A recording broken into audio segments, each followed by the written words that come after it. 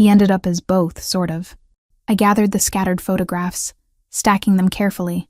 Tell me about the night he died. The real story. Lucas's jaw tightened, but he didn't refuse.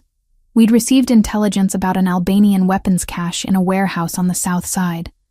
The plan was to do reconnaissance, gather evidence, and then coordinate a strike with our entire team. But Michael decided he could handle preliminary scouting alone. He went to the warehouse 2 nights before our scheduled operation. Why? Because he wanted to prove he was capable. That he could be more than just Lucas's little brother or the boss's son. He wanted to earn respect through action. Lucas's hands clenched into fists. Instead, he walked into a trap. The Albanians knew we were watching that location. They were waiting for someone to make exactly the kind of impulsive move Michael made. There were 5 of them, you said, in the other night. 5 armed men against my 28-year-old brother who'd been trained in combat, but had never been in a real firefight. Lucas's voice had gone flat, emotionless in the way people get when discussing unbearable things. He killed 2 before they overwhelmed him. The coroner said he died quickly, if that matters. Gunshot wounds to the chest and head. I flinched at the clinical description, but I'd asked for the truth. Were you there? After? I got there 20 minutes too late. Someone in our organization had tipped off the Albanians that Michael was coming, but that same person didn't tell us about the trap until it was already sprung. By the time I arrived with backup, Michael was dead, and the Albanians were gone. That's why you've been looking for the traitor. For 2 years. Yes. He met my eyes. Whoever gave the Albanians that information killed my brother as surely as if they'd pulled the trigger themselves. And I will find them. However long it takes. The intensity in his voice sent a chill through me. This wasn't just about justice. This was personal vendetta carried with cold, patient determination. Does revenge make it hurt less? I asked quietly. No, but it gives the pain purpose. Lucas stood, moving to the window where I'd been earlier. Michael was the best of our family. He had compassion, idealism, hope that things could be different. I tried to protect those qualities in him, to let him hold on to his humanity even while working in an inhuman business. I failed. You didn't fail. He made his own choices. Choices influenced by the world I brought him into. He turned back to face me. If I'd been stronger, if I'd refused to let our father pull him into the organization, Michael would probably be designing buildings right now instead of buried in Oakwood Cemetery. You'd be planning a wedding instead of hiding in my apartment because I made you a target. I got to my feet, bones aching from sitting on the floor. Michael told me once that he admired you more than anyone else in his life, that you were the reason he tried to be better, to be worthy of the family name. He never blamed you for his choices, Lucas. You shouldn't either. His expression cracked slightly, grief breaking through the carefully maintained facade. He said that multiple times, usually when he'd had a few drinks and got sentimental. I picked up Michael's watch, holding it out to Lucas. He wore this every day, even when it didn't match his outfit, even when it would have been smarter to leave expensive jewelry at home. He said it reminded him of what he was working toward.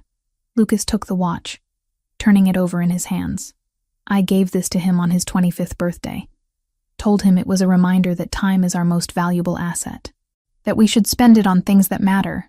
His thumb traced the face. He was wearing it when he died. The Albanians took it as a trophy. It took me 8 months and a considerable amount of money to get it back. You could have kept it.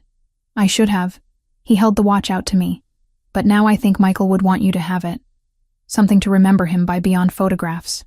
I can't take this. It's too valuable. Too personal. It's already yours. Everything in that box is yours. Lucas pressed the watch into my palm, closing my fingers around it. Michael chose you, Hannah. Out of all the people in his complicated, dangerous life, he chose to love you. That makes these belongings yours by right. The use of my first name startled me. In all our interactions, he'd called me Miss Collins with formal precision. This felt different, more intimate. Thank you. I set the watch carefully on the coffee table. And thank you for telling me the truth about how he died. I needed to know. You deserved to know. He moved back toward the box, kneeling beside it.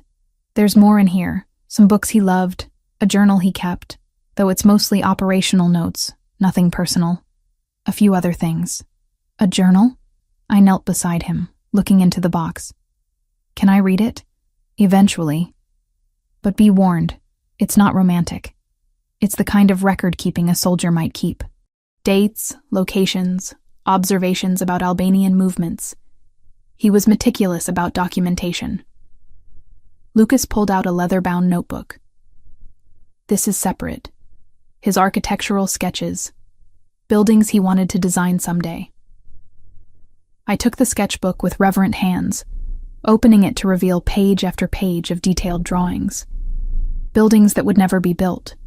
Dreams that had died with the dreamer. He was talented, Lucas said, looking over my shoulder. Really talented. If he'd pursued architecture seriously, he would have been successful. But he chose loyalty instead. He chose family. There's a difference, even if the outcome is the same. We sat there on the floor, going through Michael's things, and for the first time since I'd met Lucas Valentasi, the tension between us eased into something almost comfortable.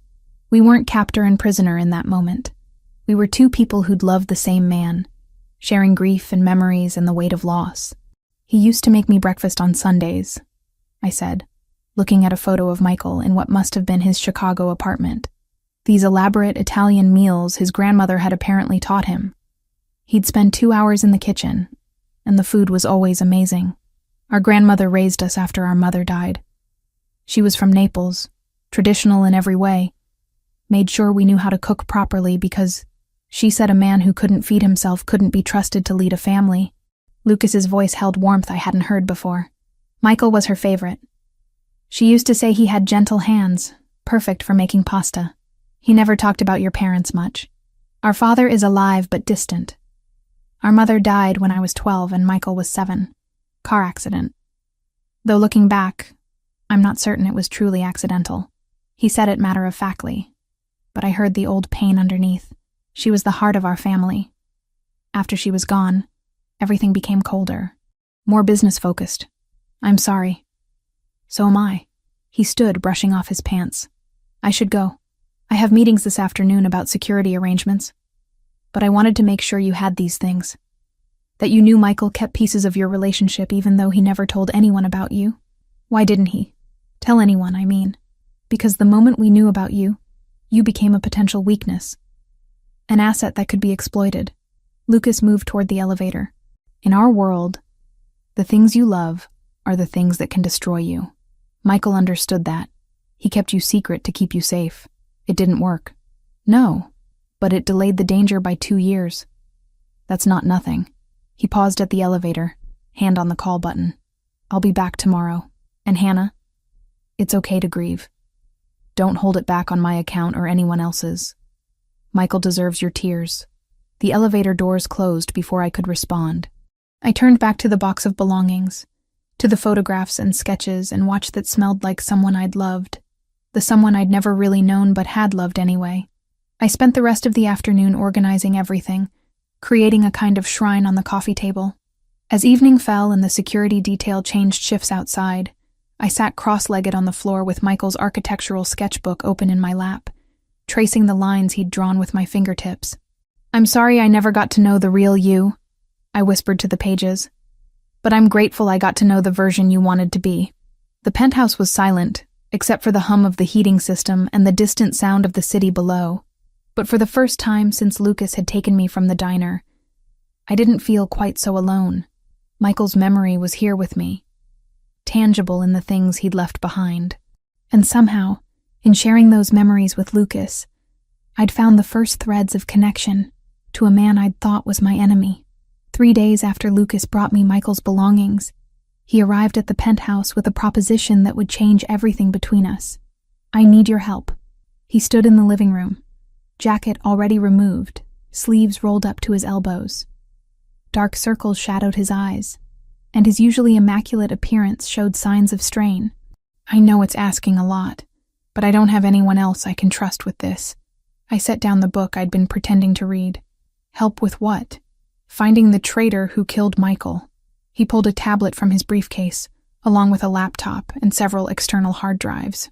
I've been reviewing communications, financial records, operational reports for 2 years. There's a pattern somewhere. Inconsistencies that will reveal who leaked information to the Albanians. But I'm too close to see it clearly.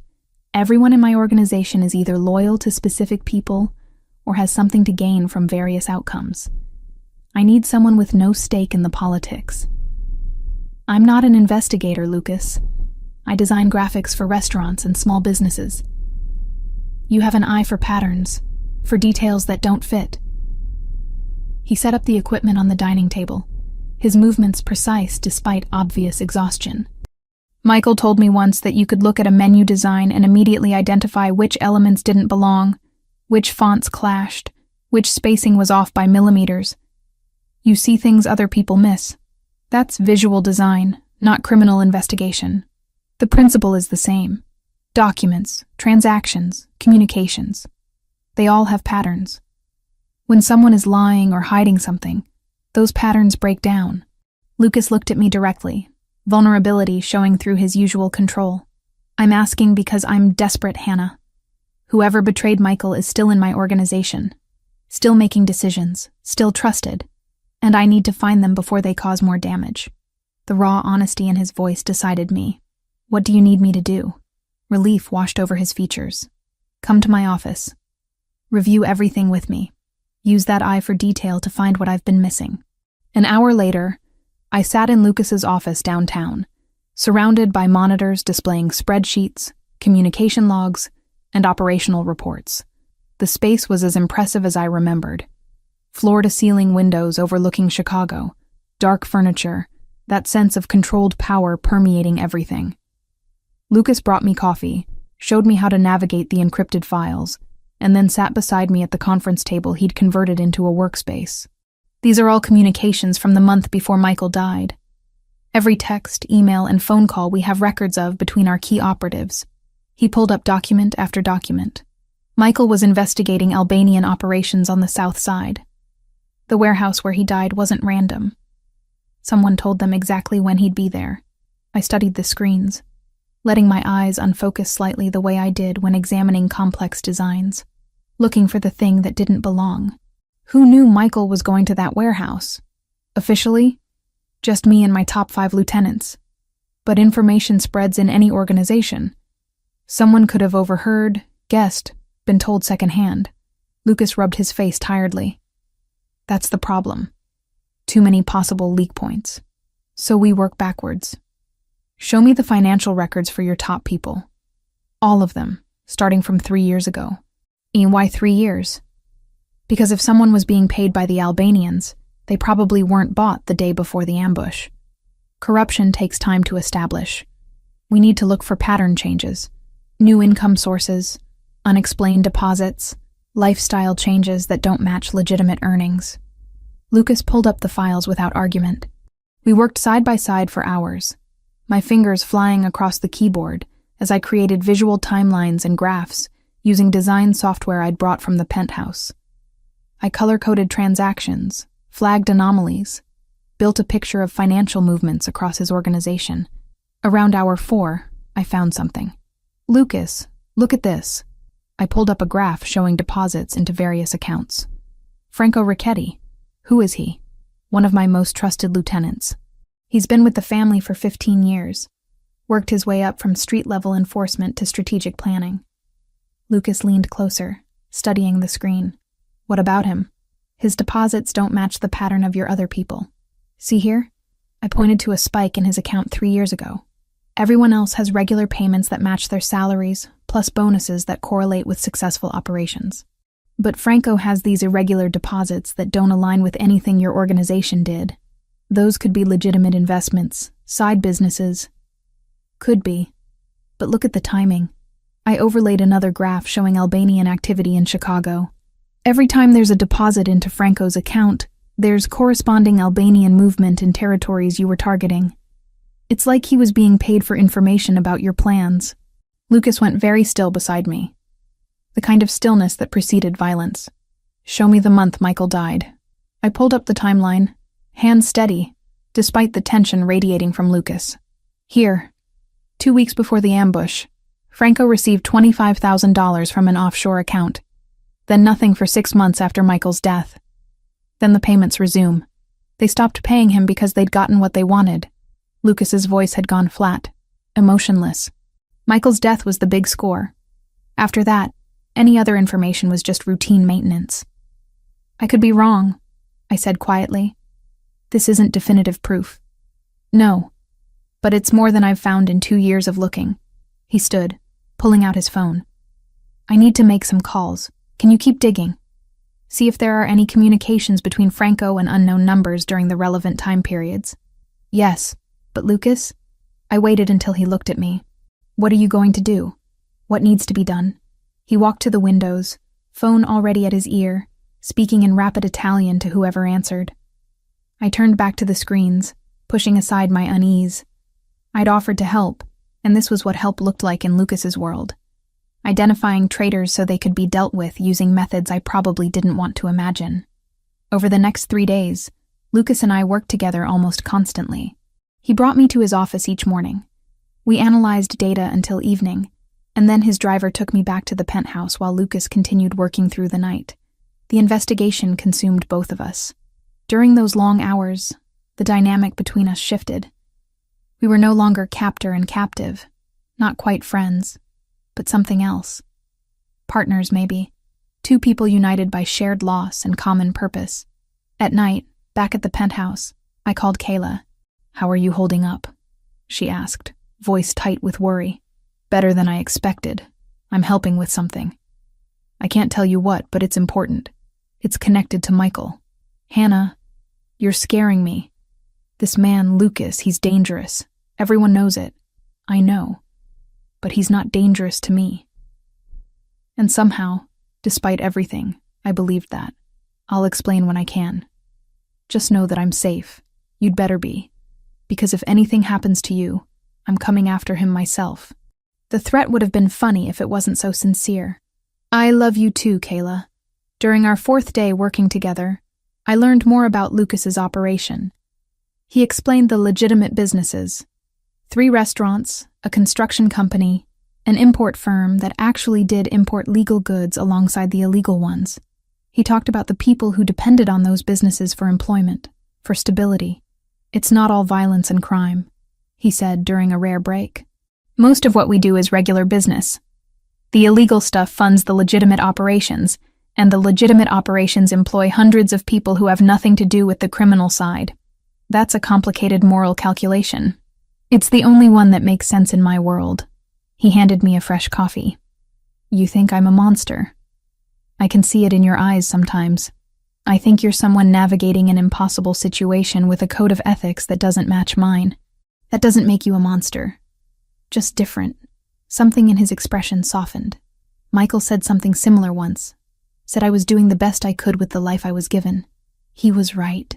We held each other's gaze for a moment too long, and I felt my pulse quicken.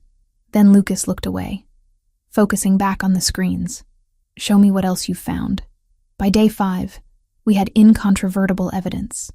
Franco Ricchetti had received over $300,000 from Albanian sources over 3 years. The payments correlated with every major setback Lucas's organization had suffered, every operation that had mysteriously failed, every ambush that had seemed too well timed to be coincidence, and buried in encrypted communications I'd managed to access using social engineering techniques I'd learned for legitimate design work. I found the smoking gun, a text from Franco to an Albanian contact the night before Michael died. The kid is going to the warehouse tomorrow night, alone. He wants to prove himself. Lucas read it 3 times, his jaw so tight I could see the muscle jumping. Then he very carefully set down his phone and walked to the window, hands clasped behind his back. "Thank you," he said finally, voice rough, "for finding this, for giving me the truth. What happens now? Now I deal with Franco Ricchetti." He turned back to me, and for the first time since I'd met him, I saw pure rage in his eyes. "And you don't need to worry about how. He killed Michael as surely as if he'd pulled the trigger himself." "I know." Lucas moved back to the table, began gathering the evidence into encrypted files. "That's why what happens next isn't something you should witness." "Lucas?" "No." He looked at me directly. "You've helped me more than you can possibly understand. You've given me justice for my brother. But the execution of that justice isn't something I want you to carry. Michael kept you separate from this world for a reason. I'm going to honor that. I understood what he wasn't saying. This was where our partnership ended, where the line between his world and mine had to be redrawn. Just tell me one thing. Will he suffer? Yes. No hesitation. But probably less than he deserves. I nodded slowly. Then I'm glad I could help. Lucas reached across the table, took my hand in his. The touch was electric, unexpected, and his eyes held mine with an intensity that made breathing difficult. You're extraordinary, Hannah Collins. Michael saw that. And now I do too. He released my hand before I could respond, gathering his things and preparing to leave. But as I watched him go, I realized that something fundamental had changed between us. I'd seen him not as the dangerous crime boss, but as a man carrying impossible burdens, seeking justice for someone he'd loved. And in helping him, I'd become something more than just Michael's ex-girlfriend or a protected witness. I'd become someone Lucas Valentasi valued, someone he trusted. And that, I was beginning to realize, was both the most dangerous and most powerful position I could possibly occupy in his world. Lucas arrived at the penthouse just past dawn, his presence announced by the elevator's mechanical hum. I'd been awake for hours, unable to sleep after he'd texted that he needed to handle Franco personally. The message had been characteristically brief. It's done. I'm coming to you. Now he stood in my living room, and for the first time since I'd met him, Lucas Valentasi looked undone.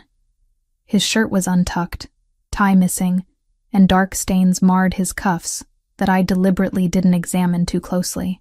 But it was his eyes that struck me most. Haunted, exhausted, carrying the weight of whatever justice he'd administered in those hours I'd spent staring at the ceiling. You should have stayed away, I said quietly. Let someone else bring the news. I needed to see you. His voice was rough, unused, to make sure you understood what happened.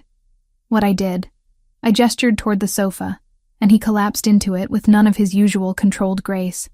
I poured bourbon from the bar cart his staff had stocked, brought it to him. His fingers brushed mine as he took the glass, and neither of us pulled away immediately. Tell me, I said, settling into the chair across from him, not close enough to touch, but near enough to see the tension in every line of his body. Franco confessed. Everything. Lucas drank deeply, then set the glass down with deliberate care. The Albanians approached him 3 years ago, offered money, territory, promises of power if he helped them weaken my organization from within. He took it. Piece by piece, he sold us out. And Michael? Franco told them Michael would be at that warehouse alone, gave them his timeline, his planned entry point, everything they needed to set the trap. Lucas's jaw tightened until I could see the muscle jump. He watched my brother walk into his death and said nothing. For 30 pieces of Albanian silver. The biblical reference wasn't lost on me. What did you do to him? What needed doing? He met my eyes directly, not flinching from whatever he saw in my expression. I can't give you details, Hannah. Not because I don't trust you, but because knowing makes you complicit. And I won't do that to you. You already involved me in finding him. Finding isn't executing.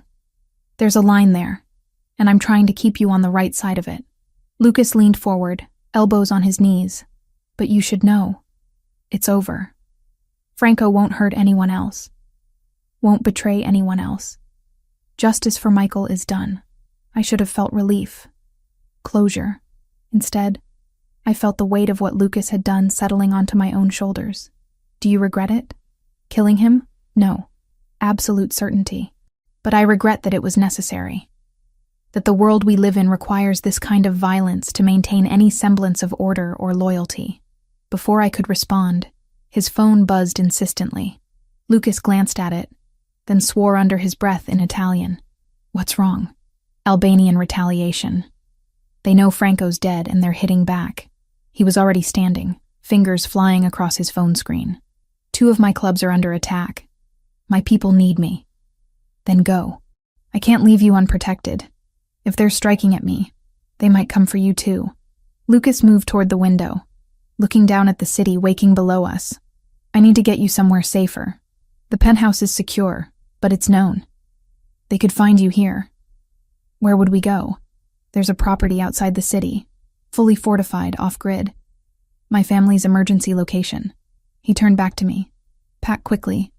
We're leaving in 10 minutes. I didn't argue. Whatever was happening out there in Chicago's criminal underworld, I'd learned enough to trust Lucas's instincts about danger. I threw clothes into a bag while he made rapid-fire calls in the living room, his voice shifting between English and Italian depending on who answered. We descended to the parking garage in silence, Lucas's hand at the small of my back, 2 armed men flanking us. The SUV waiting was different from the one I'd ridden in before. Heavier, armored, windows so dark I couldn't see through them even from inside. "What about Kayla?" I asked as we pulled out. "If they know about me, do they know about her?" "Already handled. I have people watching her apartment, her work, everywhere she goes. She's safe." Lucas's phone buzzed again. He read the message, his expression darkening. They hit 3 locations simultaneously. Coordinated attack. This is bigger than just revenge for Franco. What do you mean? I mean, the Albanians have been planning this for a while. Franco's death just gave them the excuse to execute it. He looked at me, something shifting in his gaze. "I need to tell you something. About why you're really in danger." My stomach dropped. "What haven't you told me?" When my people questioned Franco before he died, he revealed that the Albanians have been planning to use you as leverage for weeks. Not just as a random ex-girlfriend, but specifically because of something Michael told Franco before he died. What could Michael have possibly told him? That he was planning to leave. To take you somewhere far from Chicago and start over. Lucas's voice softened. Franco mentioned it to his Albanian contacts as proof that Michael was weak, emotionally compromised. But it had the opposite effect. It made them see you as the key to controlling me. I don't understand. They think if they have you, I'll make concessions to get you back. Trade territory, stand-down operations, whatever they demand. His hand found mine in the dim interior. Because they figured out what I didn't want to admit even to myself. What's that? That you matter to me. More than strategy dictates you should. The confession hung between us, electric and dangerous. I should have pulled my hand away, should have maintained the distance that kept this situation manageable. Instead, my fingers tightened around his. "Lucas, I know. It's complicated. You loved my brother. I'm the man who dragged you into this world. The timing is impossible. The circumstances are worse." He lifted my hand, pressed it briefly to his lips. "But it doesn't change the truth. You matter." The SUV jerked suddenly, throwing us both forward. Lucas immediately pulled me against him, shielding my body with his, as the driver shouted something urgent in Italian. "We're being followed," Lucas translated, his arms tight around me. 3 vehicles, moving to intercept. The Albanians? Has to be. He was already on his phone, barking orders. "We're 10 minutes from the safe house. We just need to make it there." The next 10 minutes were the longest of my life. Our driver took turns at speeds that had me gripping Lucas's jacket, tires squealing on wet pavement. Behind us, I could hear the pursuing vehicles, their engines roaring as they tried to catch up. Then I heard something else. Gunfire. "Get down!" Lucas pushed me to the floor, covering me completely with his body as bullets struck the armored exterior. The sound was deafening, like hail made of metal and death. Our driver returned fire through some mechanism I couldn't see, and Lucas's security team in the trailing vehicle engaged the attackers. The SUV swerved violently, and I felt us leave the main road, bouncing over rough terrain. "Almost there," Lucas said against my ear, his breath warm despite the cold terror coursing through me. "Stay down. Don't move." The gunfire intensified, then suddenly stopped. Our SUV came to an abrupt halt, and I heard heavy metal doors sliding closed behind us. "Clear," someone shouted. "We're secure." Lucas helped me up slowly, his hands checking me over for injuries. "Are you hurt? Did anything hit you?" "I'm fine. Terrified, but fine." I looked past him through the windshield and saw we were in some kind of reinforced garage. Stone walls, steel doors, security cameras in every corner. "Where are we?" "The safe house.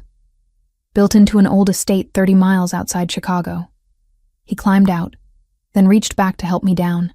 "No one knows about this place except my closest people. We'll be secure here while I handle the Albanian situation." The interior of the safe house was surprisingly elegant for a bunker. All dark wood and soft lighting, comfortable furniture that somehow made the steel-reinforced walls less oppressive. Lucas led me to a bedroom, then excused himself to coordinate response with his people.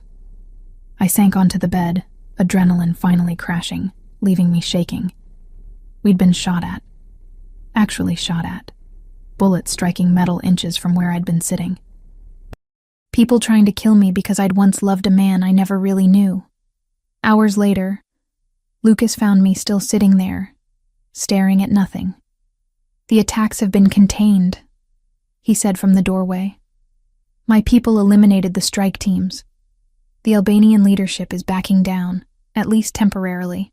"How many died?" "5 of theirs. 2 of mine." He crossed to sit beside me. "I'm sorry you had to experience that. The fear, the violence. You shouldn't have to live this way. But I do. Because of Michael. Because of you. Because I'm caught in something I never asked for." I turned to look at him. "When does it end, Lucas? When do I get to just be Hannah Collins again? Living my boring life, working at the diner?" "I don't know." Raw honesty. "Maybe never. Once you're marked by this world, it's hard to wash it off completely." Something broke inside me then. Not breaking apart, but breaking open. All the fear, grief, and twisted attraction I'd been holding back came flooding out. I turned to Lucas, saw the same complicated mess reflected in his eyes, and before I could think better of it, I kissed him. It wasn't gentle. It was desperate, angry, filled with everything we couldn't say out loud. He froze for half a second, then pulled me closer, one hand tangling in my hair while the other pressed against the small of my back. When we finally broke apart, both breathing hard, reality crashed back. "I'm sorry," I said. "That was... don't." He touched my face, thumb brushing my cheekbone. "Don't apologize for being human. I loved your brother." "I know. This is all kinds of wrong. I know that too." He stood, putting distance between us. "But wrong doesn't make it untrue. And we need to figure out what we're going to do about it." He left me alone then, and I lay back on the bed, Michael's locket heavy against my chest, the taste of Lucas still on my lips, and the sound of gunfire echoing in my memory. Everything had changed, and I had no idea how to change it back. 5 days at the safe house. 5 days of careful distance and loaded silences. Lucas spent most of his time in the command center he'd set up, coordinating operations against the Albanians while I wandered the estate like a ghost, unable to settle, unable to stop replaying that kiss. Every time we passed each other in the hallway, the air crackled with unspoken words. Every accidental touch felt deliberate. And through it all, Michael's memory hung between us like an accusation I couldn't answer. On the 6th morning, Kayla's scheduled call brought me back to reality. "Hannah, thank God. I've been losing my mind." Her voice was tight with strain. "Are you safe? Really safe?" "I am. Lucas has me somewhere secure. Armed guards. The whole thing." I tucked myself into the window seat overlooking the estate grounds. "How are you?" "Terrified for you. And confused. The news is reporting gang violence across Chicago. Multiple deaths. Is that connected to you?" I closed my eyes. Indirectly. It's complicated. Everything about this situation is complicated. She paused, and I heard traffic noise in the background. "Hannah, I need to tell you something. About Michael." My stomach clenched. "What about him?" I knew something was off about him. Back when you two were together. The way he'd show up at odd hours, how he always paid cash, those times he'd disappear for weeks with vague excuses. Her voice dropped. "I should have said something. Should have warned you that he seemed dangerous. You couldn't have known what he really was. Maybe not. But I knew he was lying to you. And I stayed quiet because you seemed happy." She let out a shaky breath. "I'm so sorry, Hannah. For not protecting you better." "Kayla, stop. This isn't your fault." "None of it is." I pressed my forehead against the cool glass. "Michael made his choices. Lucas made his. I'm just trying to survive the fallout. And what about your choices? What do you want?" The question hit harder than I expected. What did I want? Safety, obviously. My life back.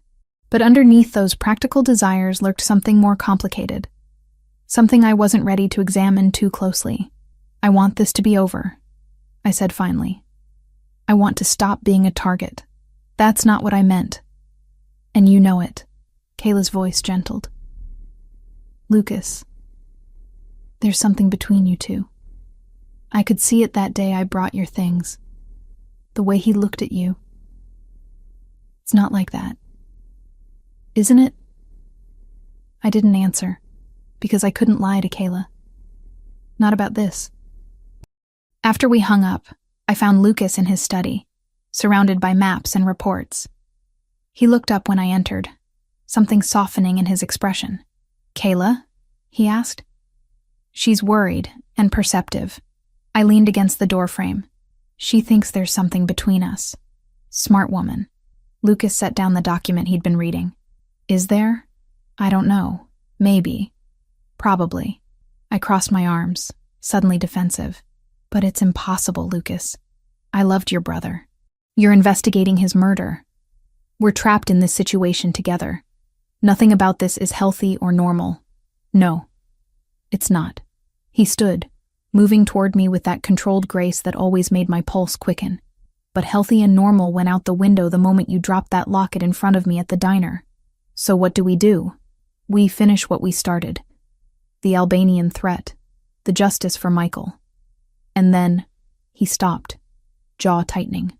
Then we figure out if this is real or just trauma and proximity. Before I could respond, his phone rang. He glanced at the screen, then answered immediately. Talk to me. His entire demeanor shifted, becoming harder, colder. When? How many? Deploy the response team. I'll be there in 20 minutes. He ended the call, already moving toward the closet where he kept tactical gear. What happened? The Albanians hit one of my warehouses. They're trying to draw me out, make me respond personally so they can ambush me. He pulled on a bulletproof vest with practiced efficiency. I need to go. But you're staying here with the security team. Lucas. Wait.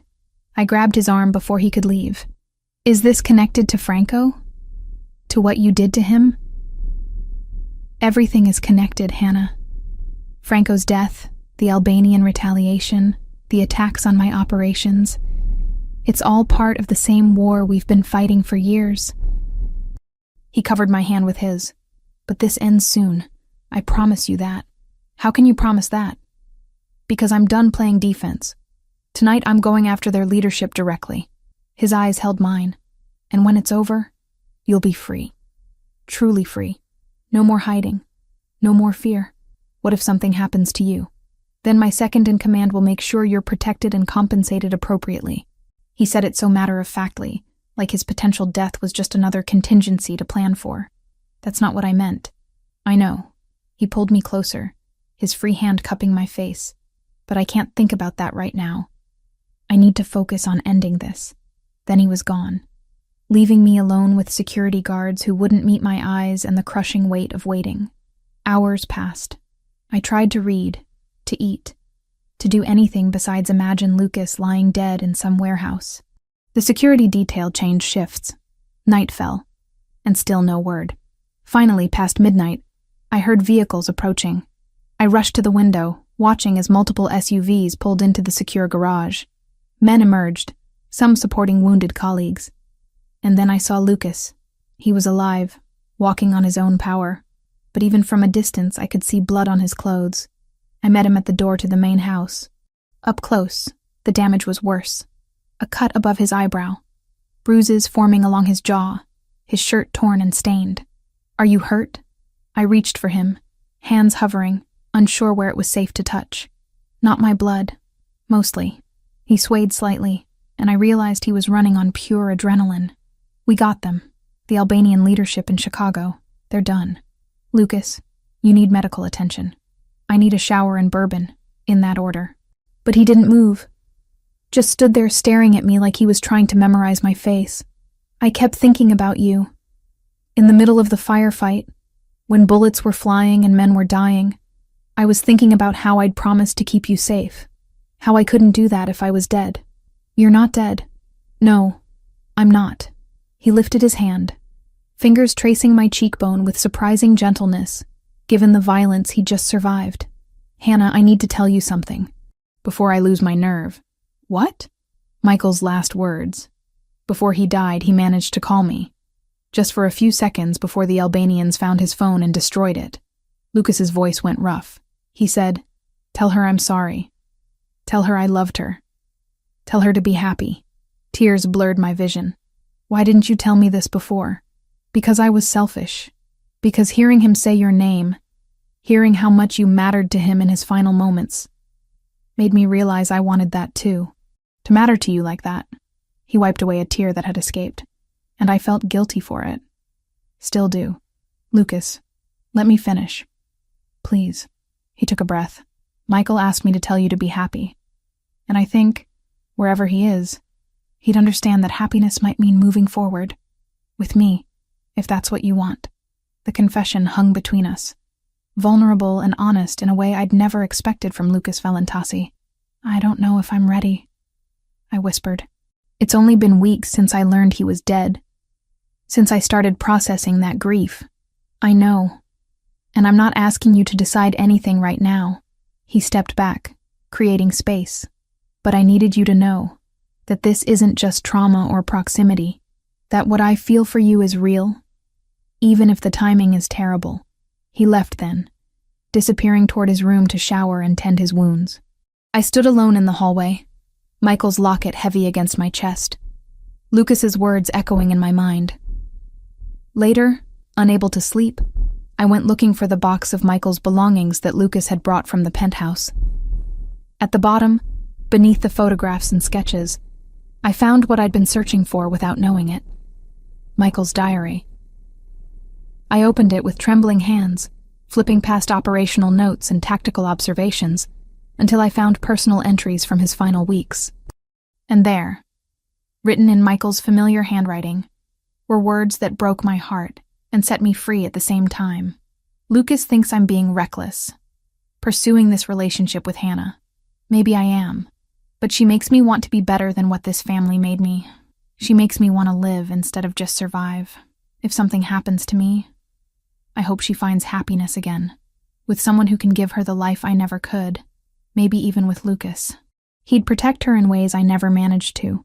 He'd love her the way she deserves, and she'd be good for him, soften some of those hard edges he's built up over the years. They'd be good together, if they'd let themselves try." I read it 3 times, tears streaming down my face. Michael had known, had seen the possibility of what might grow between Lucas and me, and he'd given his blessing before he even died. Permission I hadn't known I needed until I held it in my hands. The next morning, I found Lucas in his study, freshly showered and bandaged, looking over reports from the previous night's operation. "It's really over?" I asked from the doorway. "The Albanian threat? Their Chicago operation is dismantled. There might be retaliation attempts from other cities, but nothing you need to worry about." He looked up, registering something in my expression. "What is it?" I read Michael's diary, the personal entries. I stepped into the room, holding the leather-bound book. He wrote about us, about you and me, what might happen after he was gone. Lucas went very still. What did he say? That we'd be good together, that he'd want me to be happy, even if that meant being with you. I set the diary on his desk.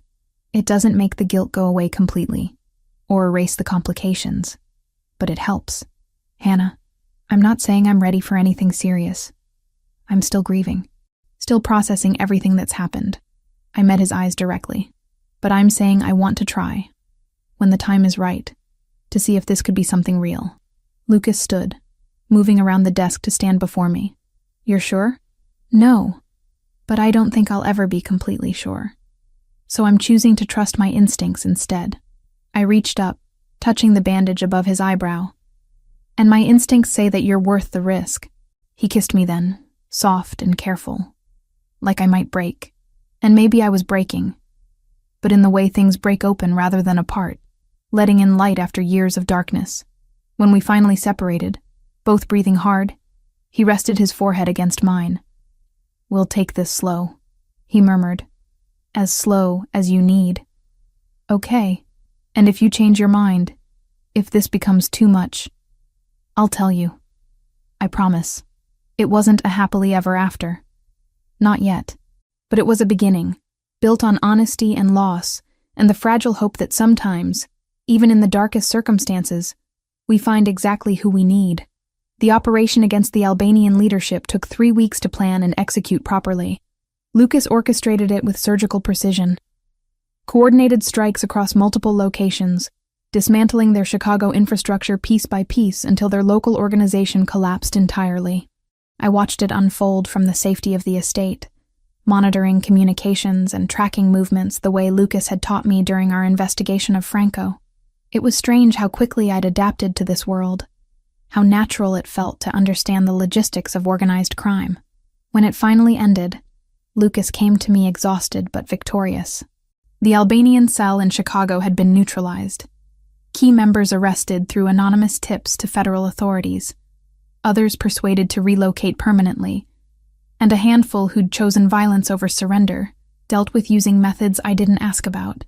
"It's done," he said simply, finding me in the library where I'd been reading Michael's architectural sketches for the 100th time. "You're free, really free. No more threats, no more hiding." I set down the sketchbook, searching his face. "What does that mean for us?" "It means you get to choose. You can go back to your life, back to the diner and your apartment. I'll make sure you're compensated for everything you've lost, everything you've been through." He paused, something vulnerable crossing his features. "Or you can stay, build something new. With me." The weight of the decision pressed down on me. My old life seemed like it belonged to someone else now. That girl who'd served coffee and thought the world was simple. I couldn't go back to being her, even if I wanted to. "I want to see Michael's grave first," I said, "before I decide anything. I need to say goodbye properly." Lucas arranged it for the next day. We drove to Oakwood Cemetery in the early morning, just the two of us in an unmarked car. The November air was bitter, threatening snow, and I wrapped Michael's watch around my wrist for comfort as we walked through rows of headstones. Michael's grave was in the family plot, surrounded by Valentasis going back generations. The stone was simple but elegant, carved with his name and the years that bracketed his too short life. Someone, probably Lucas, had left fresh flowers. I knelt on the cold ground, pressing my palm against the marble. "I'm sorry I never got to know the real you," I whispered, "but I loved the version you showed me, and I'm grateful for the time we had, even if it was built on lies meant to protect me."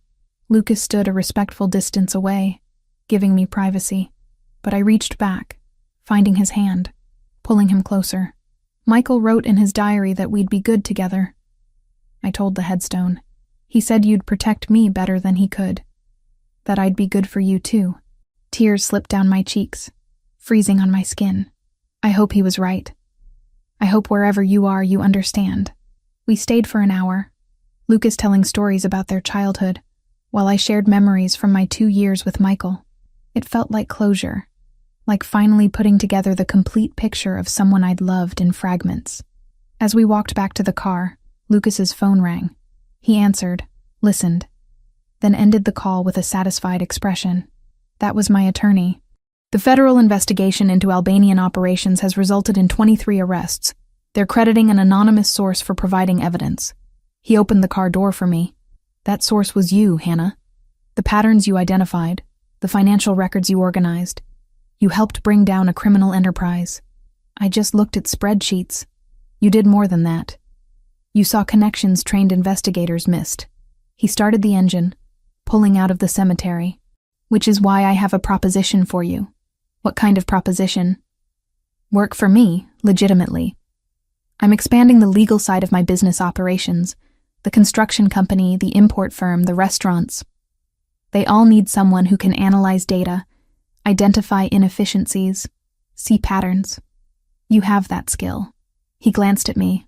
"And it would give you independence. Your own income, your own purpose. You wouldn't be dependent on me." The offer surprised me. "You want me to work for you?" "With me. There's a difference." He turned onto the highway, heading back into the city. "I'm trying to transition more of my operations into legitimate business. It's a long process, but having someone I trust handling the financial analysis would help. Someone who isn't compromised by family politics or criminal connections." I considered it. The idea of returning to the diner felt impossible now, but I needed something. Purpose. structure. A way to rebuild my life that didn't revolve entirely around Lucas. What about us? I asked quietly. Would working together complicate that? Probably. But we're already complicated. He reached across the console, taking my hand. I'm not asking you to make any decisions about our relationship right now, Hannah. I'm asking if you want a job. If you want to use your skills for something meaningful. Everything else can develop however it develops. 4 months later, I stood in the office Lucas had set up for me in his downtown building. The space overlooked Lake Michigan, with windows that caught the afternoon sun, and a desk large enough for the multiple monitors I used for data analysis. My title was Financial Operations Analyst, and my work genuinely was legitimate, identifying cost overruns in construction projects, optimizing supply chains for the import business, analyzing market trends for restaurant expansion. Kayla visited regularly, initially suspicious of my new life but gradually accepting that I was genuinely happy. She'd even started dating one of Lucas's legitimate employees, a project manager named Ryan who had no connection to the criminal side of operations. You seem different, she said one afternoon, sitting across from my desk with coffee from the shop downstairs. More confident, more yourself. I feel different. I saved the spreadsheet I'd been working on. Like I finally understand who I am outside of who someone else needs me to be. And Lucas, how's that going? I smiled, unable to help it. Slowly. We're taking it slow. Slowly meant dinners at quiet restaurants, walks along the lakefront, conversations that lasted until dawn. It meant Lucas teaching me about his family's history, the complicated legacy he was trying to reform. It meant me sharing my grief about my parents, my fears about the future, my dreams of what I wanted to build. It meant kissing that led nowhere except to more kissing, both of us content to let things develop naturally without rushing toward anything we weren't ready for. That evening, Lucas found me still working past normal hours. He leaned against my doorframe, jacket slung over one shoulder, tie loosened. You're going to burn out if you keep these hours, says the man who's here at 8 p.m. I closed my laptop. Did your meeting with the City Planning Commission go well? Better than expected. The riverfront development is approved. He crossed to my desk, perching on the edge. Which means I'm going to need your analysis of the construction bids by next week. Already done. Sent the report to your encrypted email this morning. Efficient. He smiled, and I felt the familiar flutter in my stomach that happened every time he looked at me like that. Have dinner with me. There's a new Italian place in River North I want to try. Is this a date or a business dinner? Can it be both? We took his car, driving through the city that had become familiar in new ways. Chicago wasn't just the place I'd fled to after Michael disappeared anymore. It was home, complicated and dangerous and beautiful in equal measure. Over dinner, Lucas told me about plans to create a legitimate consulting firm that would help other family-run businesses transition away from criminal operations. Use what I've learned to help others make the same choice, he explained. Turn the knowledge into something constructive. You're really serious about going completely legitimate. As serious as I can be. It's a process. Some parts of the business can't be untangled overnight. But in 5 years, maybe 10, I want the Valentasi name to mean something other than organized crime. He reached across the table, taking my hand. And I want you beside me while I do it. If that's what you want. I looked at our joined hands, at Michael's watch on my wrist that I still wore every day, at the man who'd been my captor and became my partner. Yes, I said, that's what I want. We'd never have a simple love story. Our relationship would always be marked by the complicated circumstances of how we met, by Michael's ghost walking beside us, by the violent world we'd both been shaped by. But it would be ours, built on honesty and hard work, and the choice to keep choosing each other despite everything.